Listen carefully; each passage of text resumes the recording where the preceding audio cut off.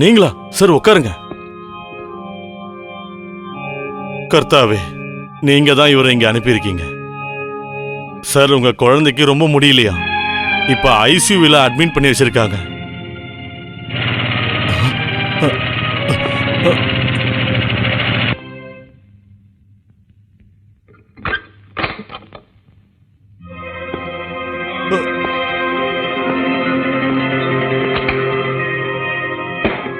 உண்மையே சொல்லு, இப்ப யாராவது இங்க வந்தாங்களா? இந்த நேரத்துல யார் என் வீட்டுக்கு வரப்போறா? யாரும் வரலையா?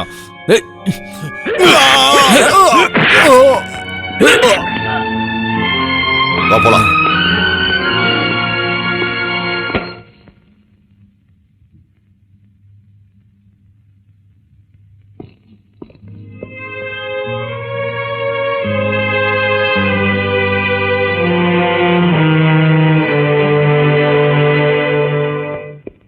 டாக்டர், சீக்கிரம் வாங்க. குழந்தைக்கு எதுவும் இல்ல. உங்களை சிக்க வைக்கிறதுக்காக அவர் தான் இந்த மாதிரி பிளான் பண்ணிருக்காரு. ட்ரெஸ் மாத்திக்கோங்க.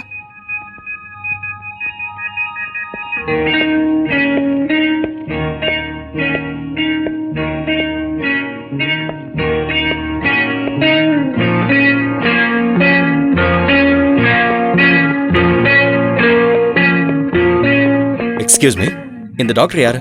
டாக்டர் ஷெனாய் ஒரு எமர்ஜென்சி கேஸுக்கு வந்திருக்காரு. நான் இப்பவே அவர்கிட்ட பேசி ஆகணும். இப்ப முடியாதுங்க.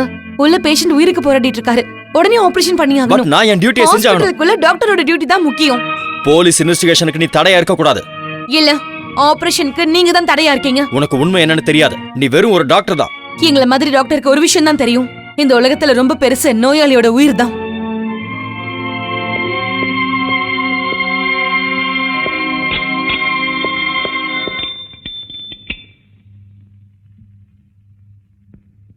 டாக்டர், உடனே இங்க இருந்து தப்பிச்சு போயிடுங்க. இனி அதுக்கு வாய்ப்பு இருக்குன்னு தோணல. நான் வெளியே போனா பாலச்சந்திர அரெஸ்ட் பண்ணிடுவான். இல்ல, நான் உங்களை காப்பாத்துவேன். நளினி, அன்னைக்கு காலேஜ்ல படிக்கும் போது எவ்வளவு தைரியசாலியா இருந்தீங்க. இப்ப இப்படி பயப்படுறீங்க. நளினி, என் குழந்தை இறந்து போனதை பார்த்தப்ப என் மனசு பதறி போயிடுச்சு. இன்னும் நான் அதுல இருந்து மீளல. உங்களை வாழ்க்கையில பார்க்கவே கூடாதுன்னு நினைச்சேன். எதிர்பாராத விதமா சந்திச்சேன். நான் மறக்கணும்னு நினைச்ச நினைவுகள் ஒரு தீயா என் மனசுக்குள்ள இறங்கி என் மனசையும் ஆத்மாவையும் சாம்பல் ஆக்கிடுச்சு. இனிமே நம்ம ரெண்டு பேரும் எப்பவும் சந்திச்சுக்கவே கூடாது. இல்ல, இனி எப்பவும் நாம ரெண்டு பேரும் சந்திக்க மாட்டோம். ஆனா என் குழந்தை, அவன் என்னுடைய பையன். நான் இழந்த எல்லாத்தையும் அந்த பிஞ்சு கைகளால திரும்ப கொடுத்தாதான் என்னால அனுபவிக்க முடியும். அவனை வளர்த்து பெரிய ஆள் ஆக்குறதுக்கு நீங்க தான் என்ன அனுமதிக்கணும்.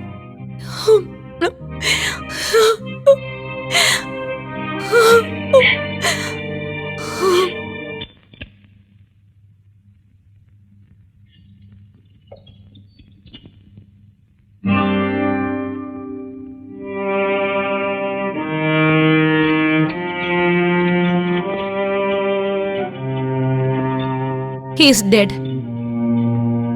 He is dead. நீங்க தடுத்து நிறுத்தி பேசிக்கிட்டு இருந்ததால்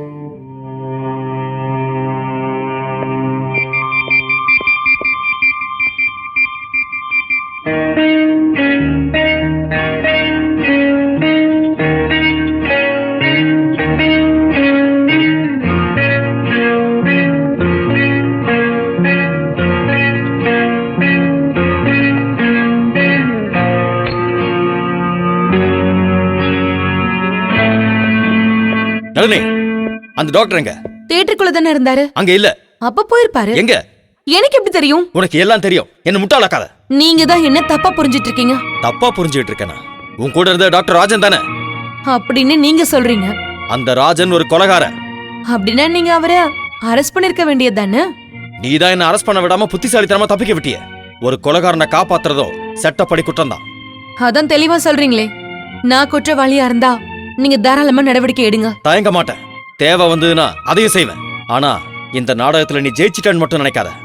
எந்த நோயும் இல்லாத குழந்தைய இங்க அட்மிட் பண்ணீங்களே, அது நாடகமா இல்லனா? நீயும் எனக்கு எதிரிதாங்கிறது எனக்கு இப்பதான் புரிஞ்சுது. நீங்க என்ன வேணாலும் நினைச்சுக்கோங்க. ஆனா ஒரு விஷயம், நான் குழந்தைய எடுத்துட்டு போயிடுவேன். எதுவுமே தெரியாத ஒரு பச்சை கை குழந்தை அது. உங்க பரிசோதனைக்கு பயன்படுத்துற வயசு அதுக்கு இல்ல.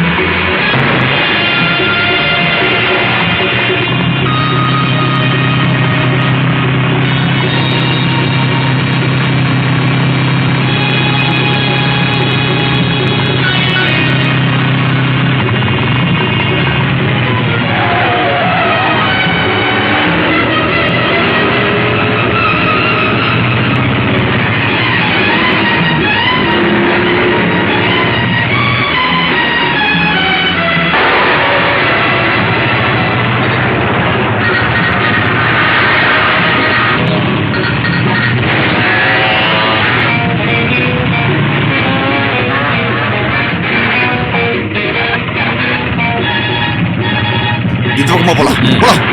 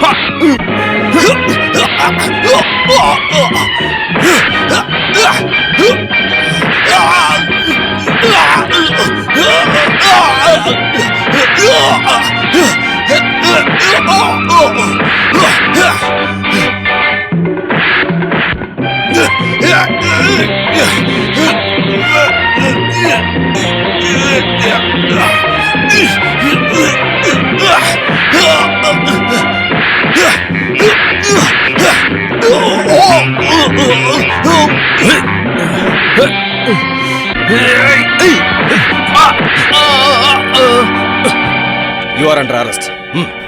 Come on.